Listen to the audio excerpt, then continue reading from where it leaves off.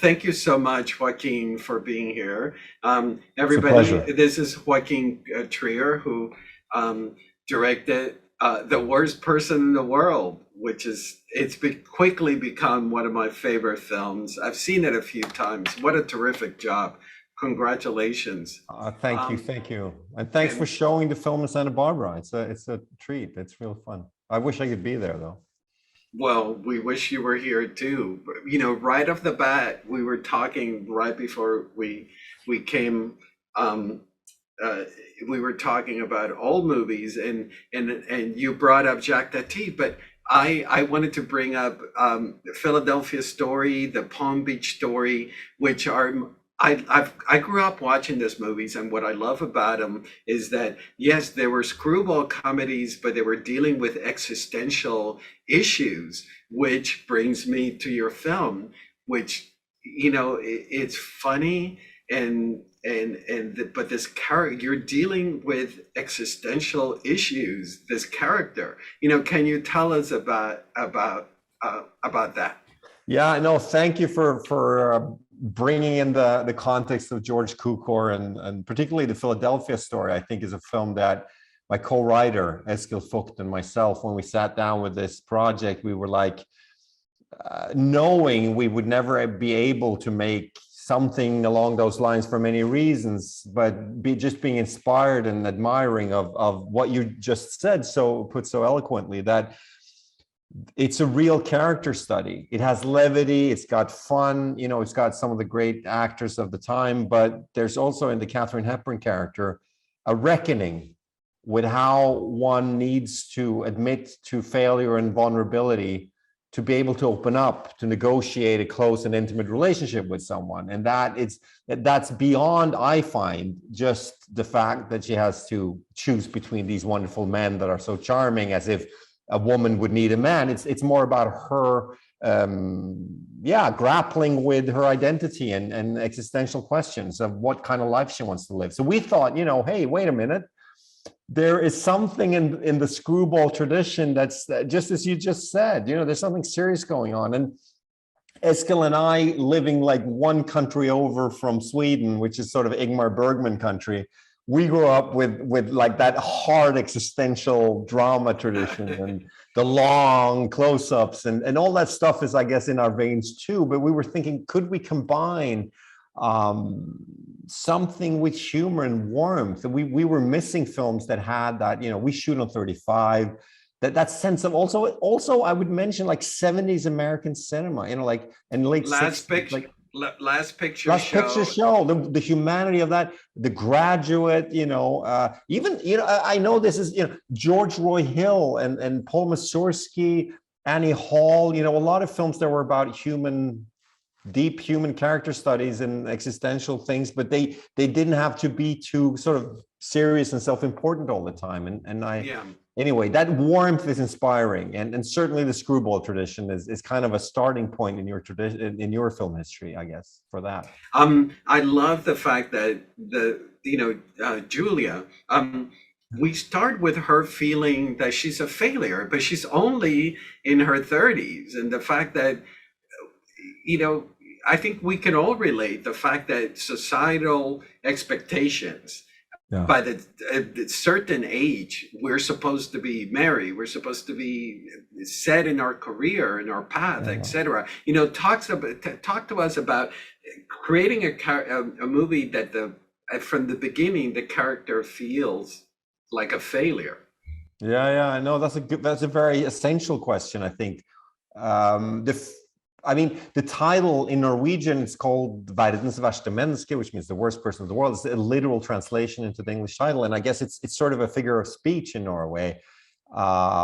Norway has a big, quite resourceful middle class. It's a quite well-functioning society. There's choices, healthcare, and free education, and everyone feels that they owe it to themselves in that climate, being in the context of the world quite privileged, and to really make something of yourself, and that kind of sense of failure that Julie feels not living up to those expectations, I think can translate to many other cultures, I believe, in the Western world, you know, that we're going through sort of a lot of people are not feeling that they're growing up, even though they're, you know, a coming of age film 20 years ago would be about someone turning 16 or 18. Today, it could be equally, it could be about someone turning 30 like this, because she feels like we say in Norway, like, oh, I'm the worst person in the world, sort of self-deprecation of that. And hopefully, you know, the humor of it too, but yeah, she's upset, and you're right. It was interesting because I had the fortune of having a conversation with Cameron Crowe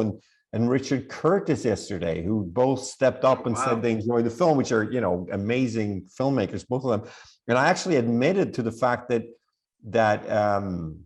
you know, Jerry Maguire actually has that opening montage where Jerry is doing like, I'm gonna figure it out, I'm gonna get real, you know, I'm gonna give up the superficiality, and then he falls on his ass and has this tumble down. And in a way where, I mean, Julie in different part of the world is going through the same thing of like feeling that, well, all these things that I'm doing, they're fake, I want to get real. And then reality, what is that? You know, it's a big question. What is the truth of who you are? If it's a tough door to open, but I love Julie. I think she's, you know, the film is about that journey. Mm-hmm. I want to latch on to something that you mentioned about shooting in 35 millimeter. The film it feels very intimate, but at the same time, there's this big epic approach, epic scope to the film. Can you talk about that? Well, thank you for saying that. I guess I'm interested in, lack of a better term, contrast, dynamics. Like if it's intimate, then let's make sure it also has the bigger perspective on a city or a landscape or a situation outside of the character intimacy. So it has some musical dynamics to it, you know, and the happy and the sad and the close and the big, you know, like trying to do a dynamic and feeling at the moment that we owe it to the audience that, like myself, I love going to the cinema, in the theater, to watch things on big screen.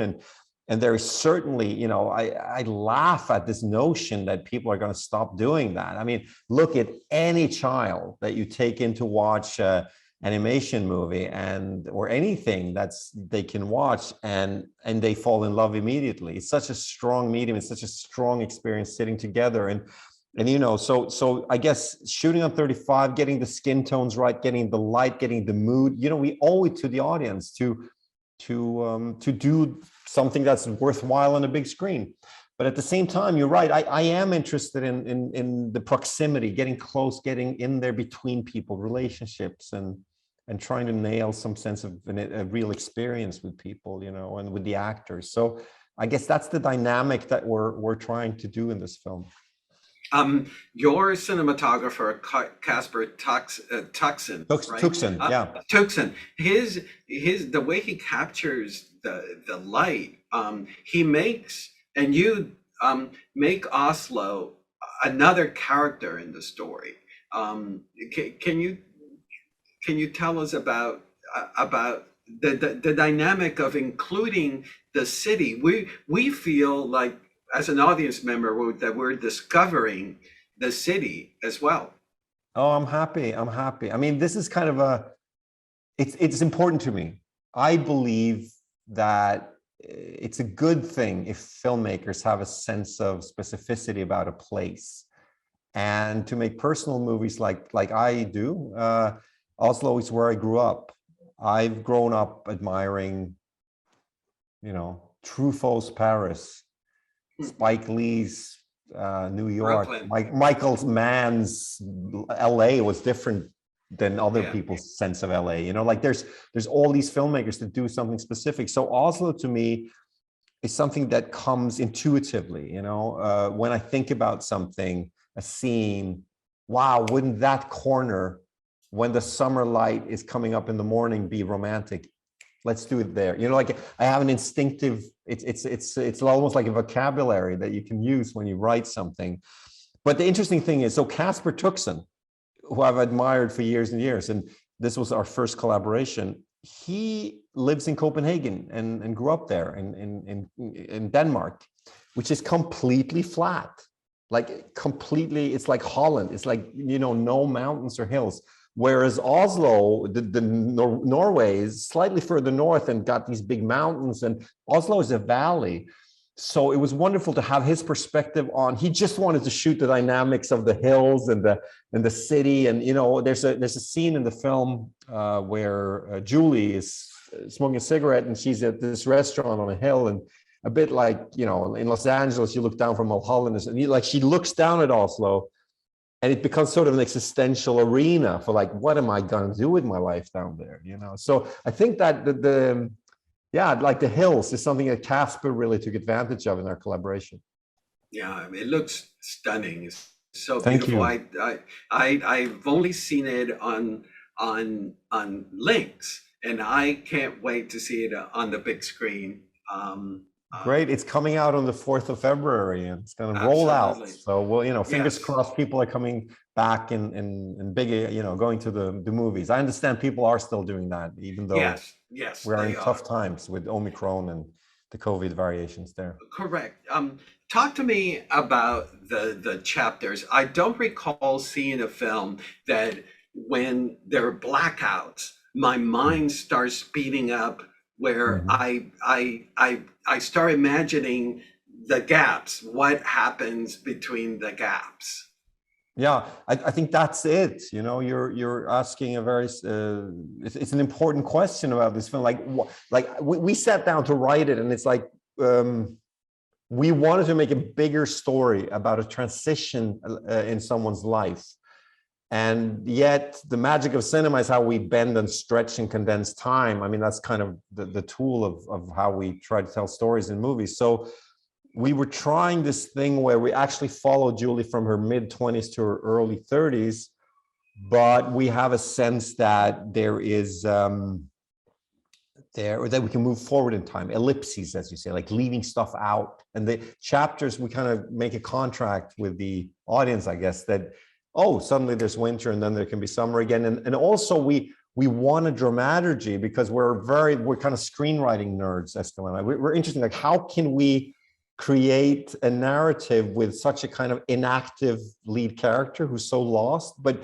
try to make these sequences valuable, almost like set pieces, like little films inside the film, without ever losing the big arch of like her journey. So the chapters were kind of fun to play around with like that. Why, out of my own curiosity, I think it's chapter 6 that we've seen the film through the eyes of Julie throughout, but then chapter 6 we go into Ivan and his ex-girlfriend. Ivan.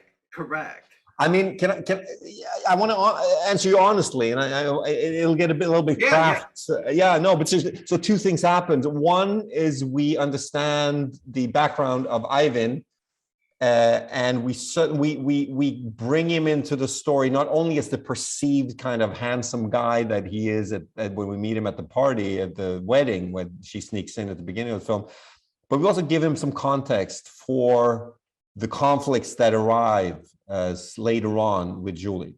And I think, again, the like slightly faux novelistic idea of the film, it's a voiceover in the chapters, allows us to do that. If you read a novel, like wonderful writer like Jonathan Franzen or something, you know, he would do a chapter that goes somewhere else and then come back, or you're allowed to. So that's one thing. The other thing is we need time for the audience to accept that a bit of time has passed since Axel, for them to push through. We're halfway through the film. We've been through, you know, time is frozen, joy. They've broken up, big sadness. And then we need to have a little bit of a pause away from the main narrative to come back and enjoy and involve ourselves in the new romance of Ivan and Julie. So it's good to have like a little bit of a break from the main trajectory. I think that's why we did it. And some people will react at that point, like, they've been in the mid-film climax, it's been intense, and they will maybe think, well, why am I looking at this? But, you know, it has a purpose. Yeah, no, I didn't question it. I mean, and I hope that No, but it's a bit unusual. I understand why you ask. Yeah. But I mean, hearing you explain it, it like, yeah, of course. Yeah, it's fantastic. You Thank mentioned, you. which was, I was going to ask you about the musical numbers. Your film, yes, it has this screwball quality to it, but it does feel like a musical. It even has, you know, a musical number where everybody freezes. Yeah, Um, yeah. you know, and the soundtrack also, which is really interesting that you use all these songs, Billie Holiday and et cetera, et cetera. Yeah, But yeah, they're yeah. not there. They're not there for mood creation. They actually feel like a musical number. Can you tell us about that approach? Oh, I thank you for that. I know that's what we wanted to do. I love musicals, but I have a hard time. Maybe I'll get there when people go, but like I'm like, ooh, I don't know how to do that yet. But I try to find formal ways of expressing, imagine things and use music. And I really I wanted to have Harry Nilsson and Todd Rundgren and all the, like Billie Holiday, like there's all this amazing music that we were allowed to use. And I tried to be specific. It's not random choices. I put a lot of it into the writing as well, to try to create, film is very close to music. I grew up with, my father was a jazz musician and my grandfather was a filmmaker, but also a jazz musician. So to me, the two are kind of linked somehow. Yeah. I guess that's my most honest answer to that. But I'm really happy that you think that it works like that. And one day maybe people will snap their fingers and sing in my films, but not Yeah. for now.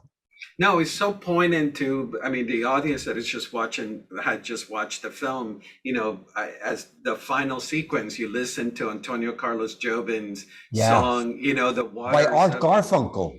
by Is a Art cover, isn't it? Garfunkel. Isn't that Yeah, interesting? Yeah, yeah. yeah, it's so, and then you listen to the lyrics, and your movie is about the passage of time, Yes, and yes. the setting in of melancholia, Yeah. and the song has that trajectory where yeah, it arrives to that moment of the I path. know, but I like that song a lot, to give that some credit. But I was so happy that we were allowed to use it, and the song has a stream of consciousness, rambling of events and the time, the seasons changing, and all this stuff. And you're absolutely right.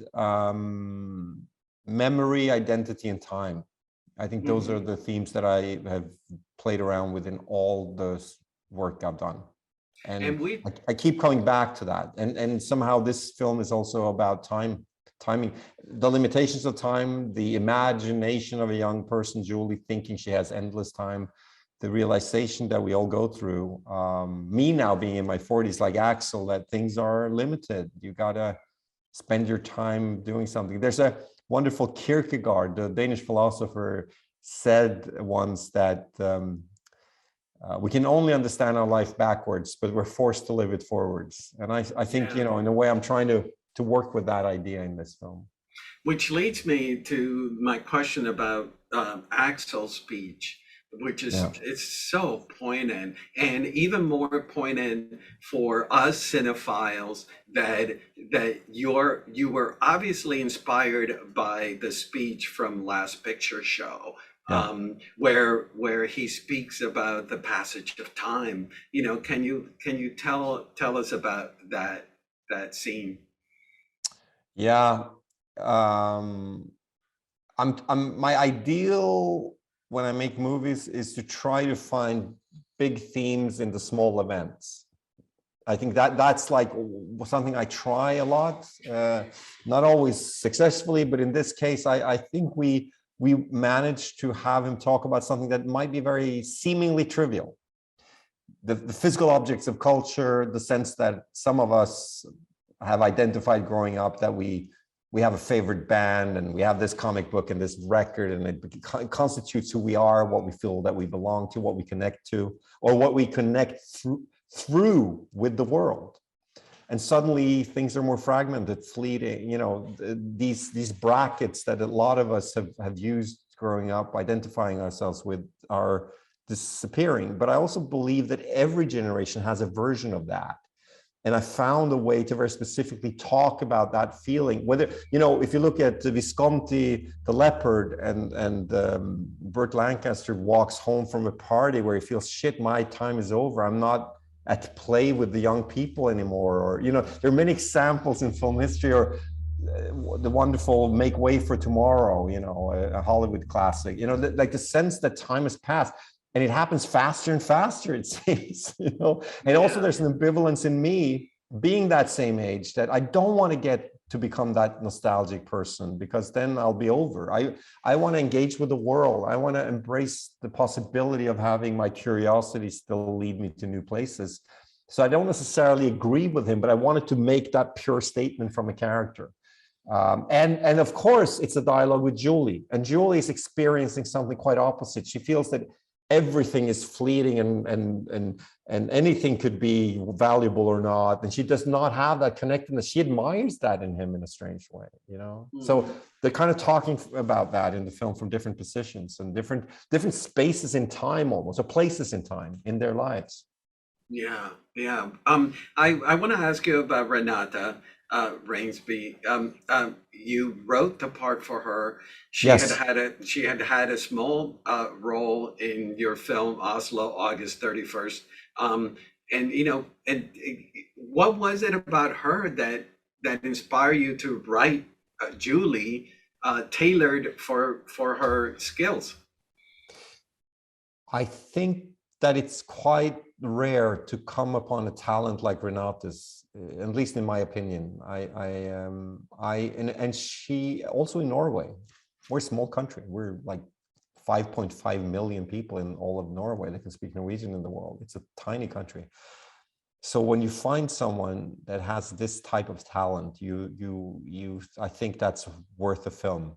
But it also coincided with the thematics and the character. And I knew, so here's the strange thing. I haven't talked about these details actually yet so much. About many people ask me about Renata. It's obvious when you see the film that she's a great dramatic talent. She's brave. She's bold in the sort of revelation of her emotions. So that's that part. But the funny thing was, she was cast. She did a lot of great theater work, but she was primarily cast in small roles once in a while in a TV show, and she was always playing parts where she had to, I could tell that she had to save herself with her great talent for comedy to make anything out of some of those characters. Some of them were quite slight in the writing, I would say, and not up to her standard. Without talking bad about other people's work, I felt that she deserved more, you know? So I saw that comedic side of her, and also acquainting her and becoming friends in those 10 years between the films, I knew she was funny. She is funny. She has exceptional timing.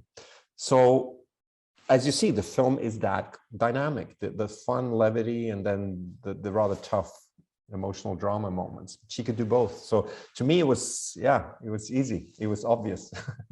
And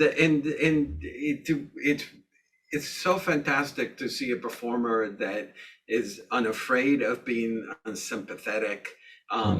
She's unafraid to show imperfections, and yet she remains strong. You know, I was talking to somebody before we jumped in this conversation that like the chaos is all around her, but she just plows through.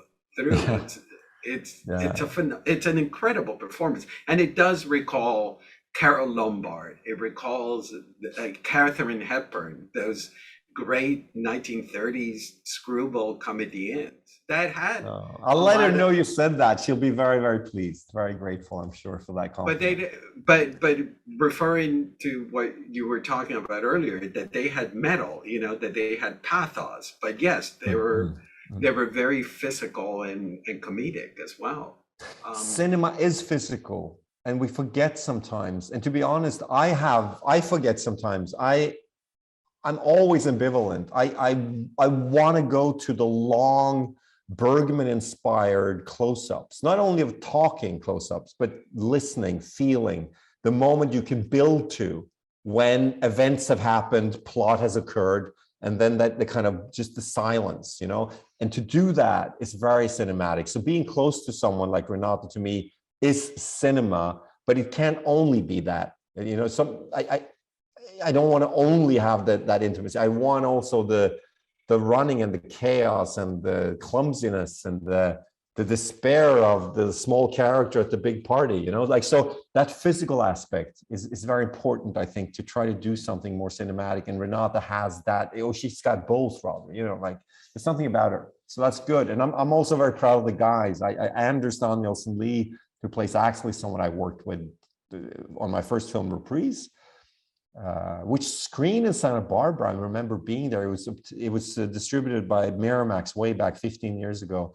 I don't think it was at the festival. It was maybe at a film club. I don't recall, but I remember It was a Cinema Society, which is where the film is showing, right? Yeah, no, I remember going there and having a wonderful conversation with people there about movies. And anyway, yeah, no, but anyway, so I worked with Anders on that, and then on Oslo August 31st with him, and also Herbert Nordrum, who plays Eivind, who is sweet and warm. And I think maybe the most difficult part to play on some level, because he doesn't have all the drama to lean on to make the character interesting, but his charisma and his warmth, which is an unusual characteristic, mostly when you want to make a romantic male lead, or you know, you give them something tough or edgy or a leather jacket and a bike. This guy's warm and caring, and all those things that supposedly we are told as men are boring, but that I find to be great attributes to the character that he plays so well and makes him very sympathetic. And no, I enjoy. I think those guys are great to work with. I'm dying to ask you about the construction of what the wedding crashing sequence, where you test the limits of infidelity or fidelity. It's such an incredible sequence, and it's so funny. And thank you. Yeah, it's one of the first ideas I had for the film. I didn't realize we could use it in screenwriting terms. You say in America, meet cute. Like, how do we introduce a romantic relationship? But it's kind of a perverse Scandinavian meet cute, isn't it? It's like they're actually engaging in something very intimate, but they're doing it in a sort of meta framework of not being supposed to. I don't know. This is life, isn't it? I grew up with 70s cinema, which was a lot about in America and Scandinavia as well, trying to grapple with what is constructed about how we live our lives in relationship, and what is the real Freudian understanding of that complexity. You know, like there's something about that, growing up reading Philip Roth and the ambivalence of monogamy and all that, but at the same time, knowing that monogamy and those rules are madly romantic if you can achieve them, you know. So the film is not, I'm not trying to like put down a flag on either side of that fence, but it's a part of being human, this ambivalence, you know. There we are. Yeah. And then the other sequence, where they consume mushrooms. It also it's a crazy sequence. You know, tell us about shooting that. That was fun. I mean, actually, a lot of CGI work went into that to create the kind of the body doubling of a real other body than Renata's, and her head being kind of sort of digitally glued on and all that. It was quite, and it was interesting to do something that was kind of wild and unusual and involving nudity and all this stuff, and at the same time making something quite digitally refined and having a CGI team around me. It's some strange energies that, you know, this is making movies. I really enjoyed but more than anything, it's, you know, brave actors, brave, good people, and trying to talk about the subconscious, dealing with her father, dealing with her ex-boyfriends. It was an opportunity to try to find a formal way to go deeper into the mind and the character of Julie. Yeah, and also the way, you know, we see ourselves, our bodies, you know, and the issue again of time and our anxiety of aging, which is inevitable, and we got to cope with and resolve in our mind. How do we deal with that? You know, so that's sort of the nightmare young person's version of that, I presume. Yeah, well, it is fantastic film. It engages the mind. It entertains us. And you're obviously such a cinephile, which is it's fantastic. I've seen it 3 times, and every time I see it, it's a great friend. It's the best way to describe it Oh, because thank you. um yeah, and it's been such a joy chatting with you, Joaquin. I cannot wait to do this in person in the Yeah, future. yeah, I know. Me too, man. Great. Thank you for very, very good questions. And oh man, I'm in Norway in Oslo, and it's snowing and ice cold. And I have a hunch Santa Barbara is slightly different. So I wish I was there. Yeah, absolutely. Well, you're welcome anytime, and Thank you. thank you again, and we'll see you soon. Bye Thank bye. you.